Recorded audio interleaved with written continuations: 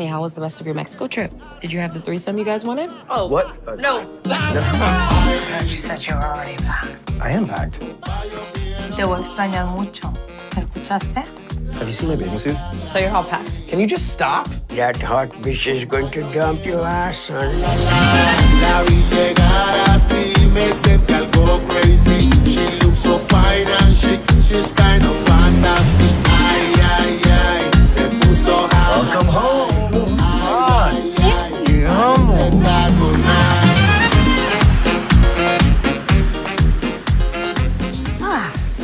I've been waiting for you. You can at least ask if I wanted to.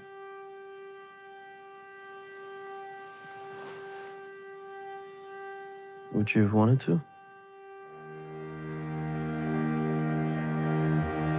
I was so sure he wasn't the one. That I was just totally myself. That's beautiful. It was. Past tense? It's complicated. Well, I don't know if it's just me. Is she into you? Yeah. Are you into her? I don't know. Oh, is it okay if I say I am?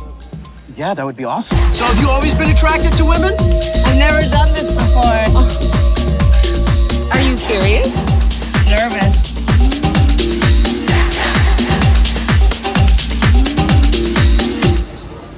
We should go out. It's so funny. People always congratulate you when you've been together for like a really long time, but that doesn't mean that you've been like happily together.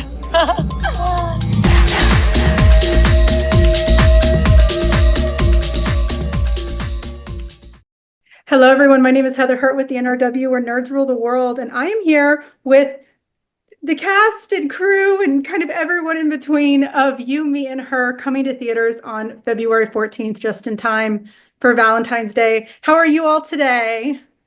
Great. Fantastic. Great. Thank you so much for having us. Really good. Thanks so much. Thank you all for taking some time to talk to me today.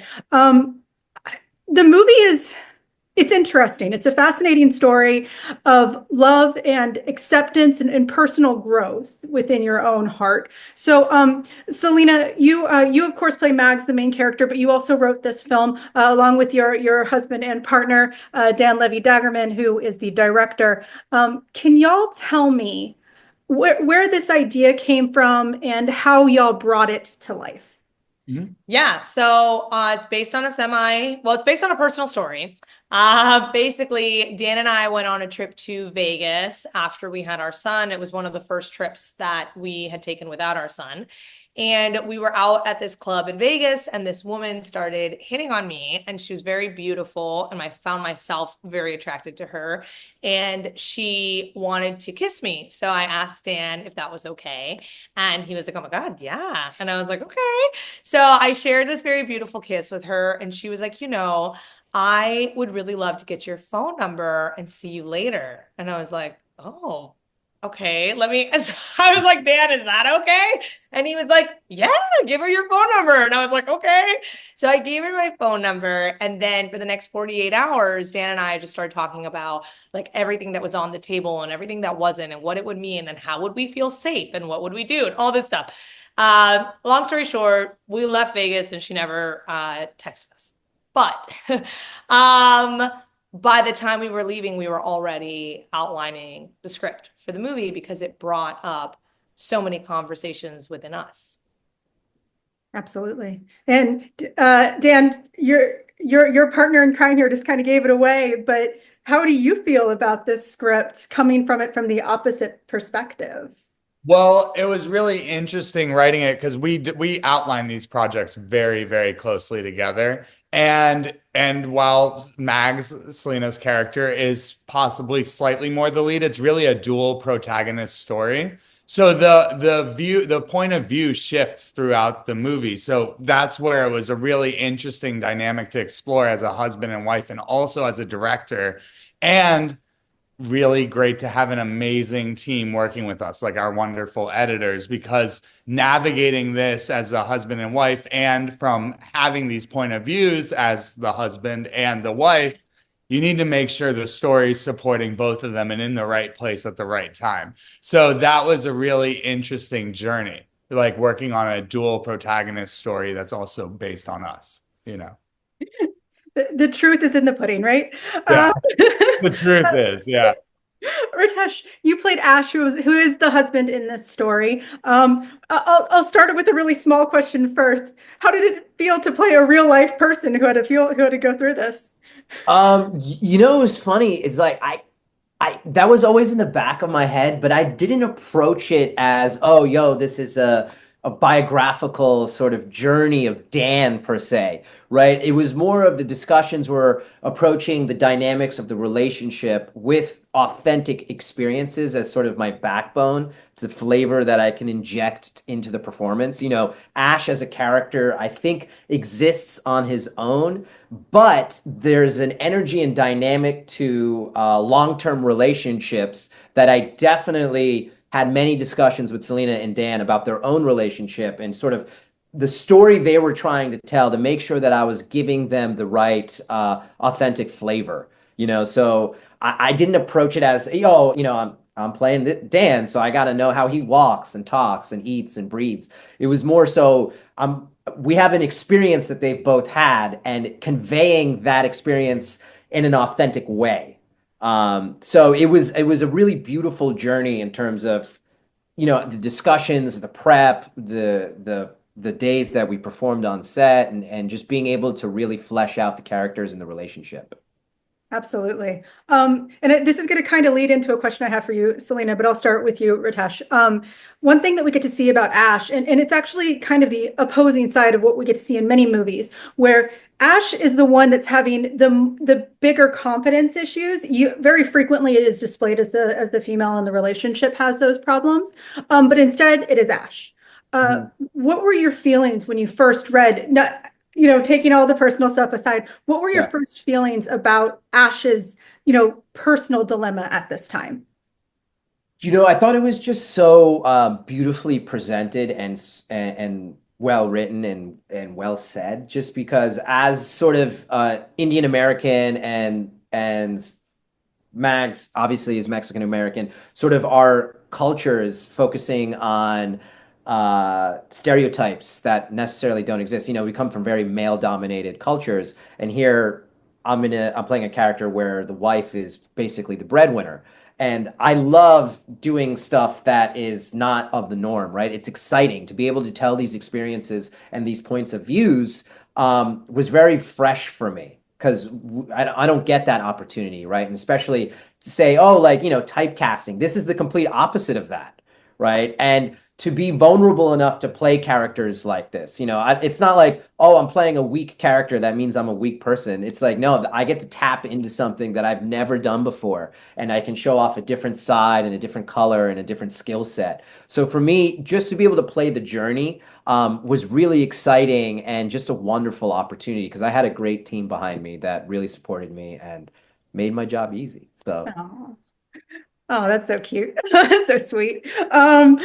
Selina, so I want to kind of push this into you and actually kind of going to change my original question up now, knowing that this was a lot more personal for you. As a member of the LGBTQIA community myself, I have to ask, were you bi before that one kiss, or did you have that same experience? And then I'll ask you the real question after that. Now, I mean, I will say this. I think that I've always felt like I'm aware that I think women are attractive and I feel an attraction, right? But I hadn't ever really taken the time to like explore that, right? And I also wasn't aware because you're only living in your own experience.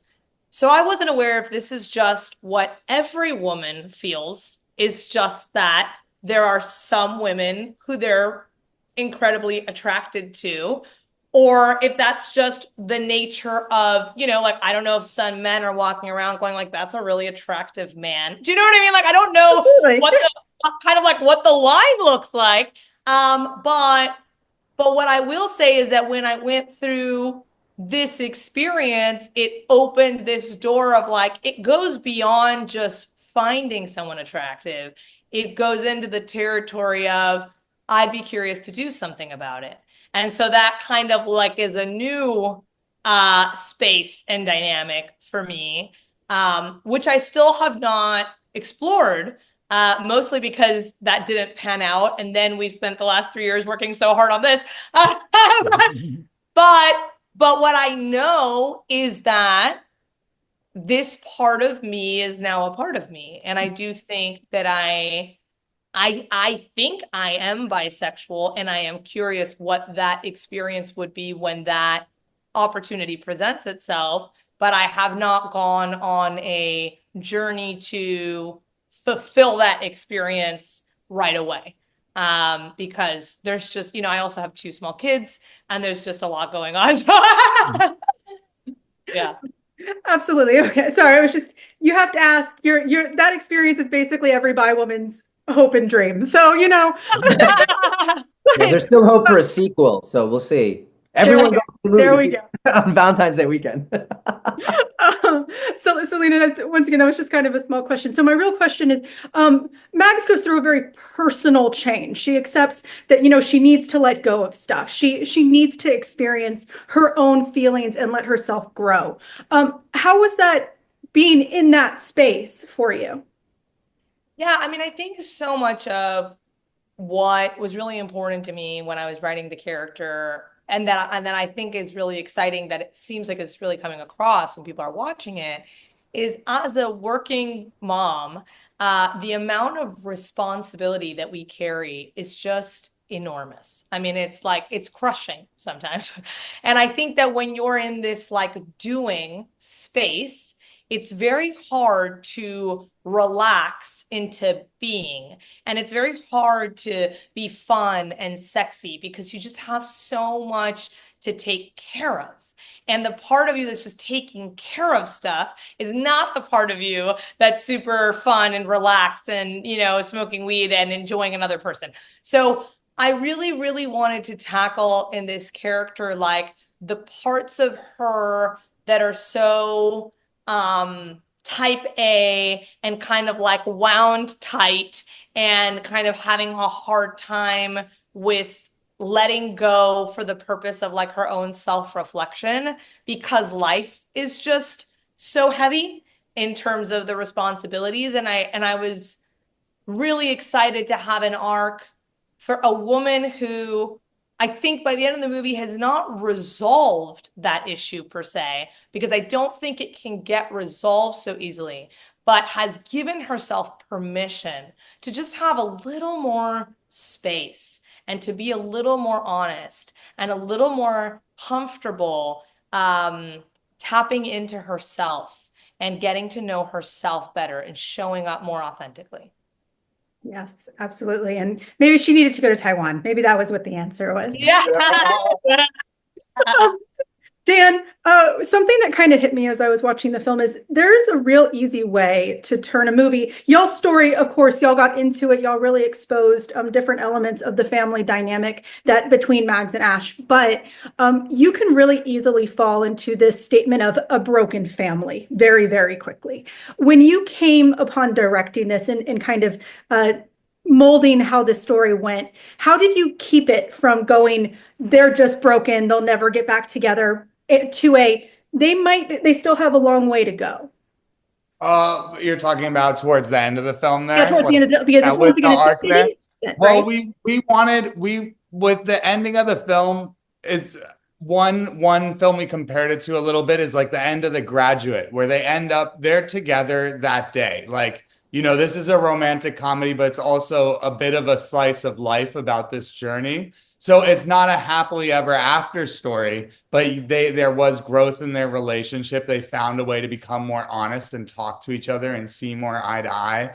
Because in the beginning of the film, I think as parents, sometimes you become two ships sailing in the night because you're so focused on everything you're doing, and you're in the act of doing and just survival of that moment of life that you're not tuning into each other as a romance, so that's where we wanted to show that arc in that way. That's beautiful. That's beautiful. Ritesh, I want to slip back into Ash a little bit.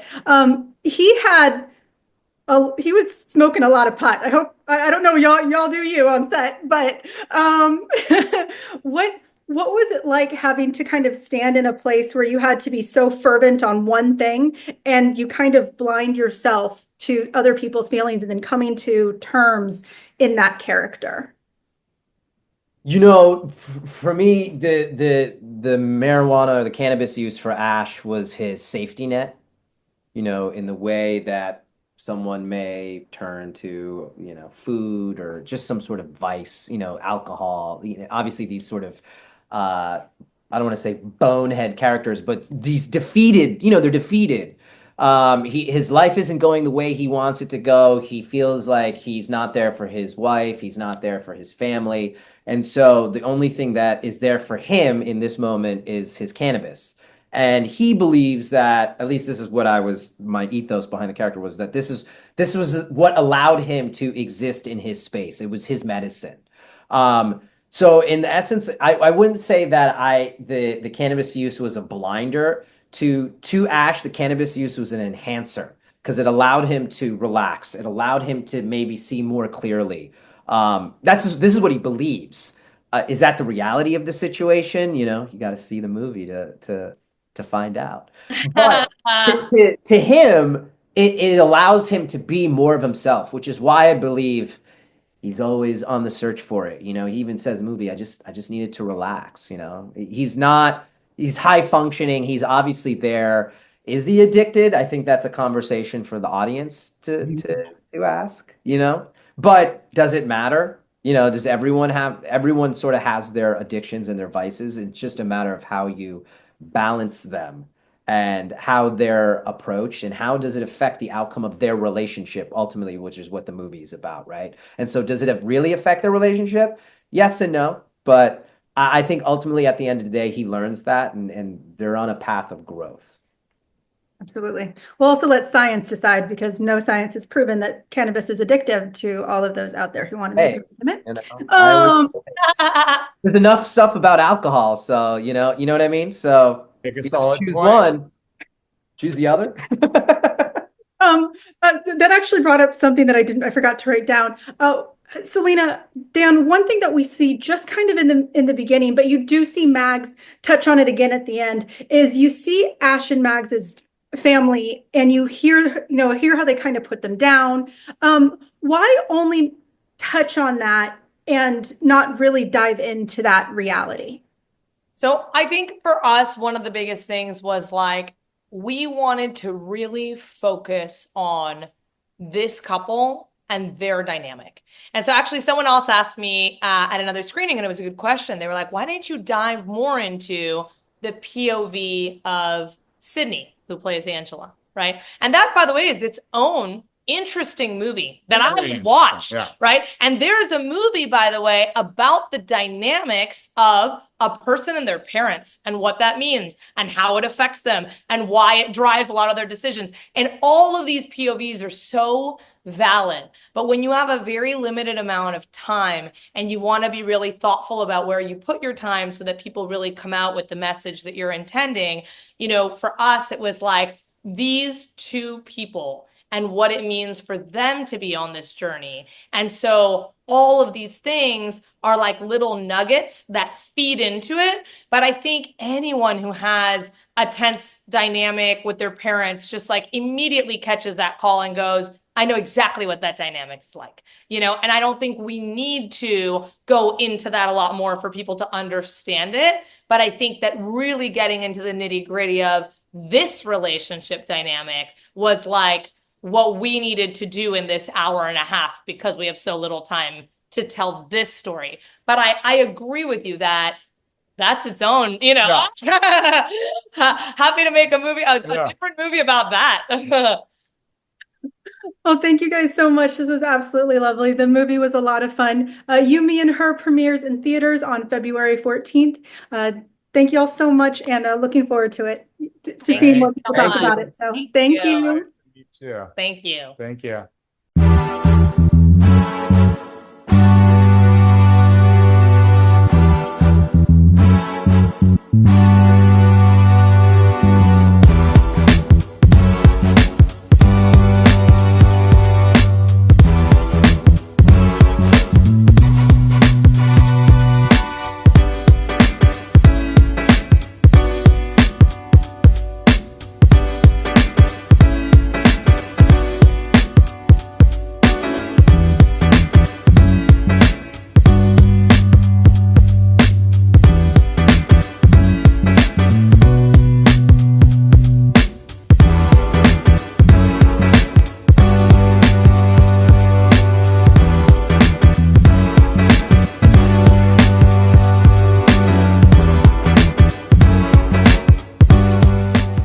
Pleasure chatting with you. Love to all my nerds who rule the world. Nerds rule the world. Yes, we do. Thanks. Nerds rule the world. Thank you. I love the nerds ruling the world, so more power to you. Patrick, what up, man? And yes, they do. Nerds rule the world, kid. Yes, sir. Thank you. Awesome. Kuya P, nerds rule the world. Hello. Yes, they do. Yes. Oh, Nerds rule the world. I got. It's in the title of your show, like nerds rule the world. Like I want more black weirdos on screen, and I don't feel like we ever get to see that very much. Thank you so much. Nerds do rule the world. Yes. Thank you. Thank you, nerds rule. Love it. It's your boy Kuya P. Nerds rule the world. Thank you so much, guys. I appreciate you. Do. They rule the world all right. Yes. Take care, Tony. Thank you, guys.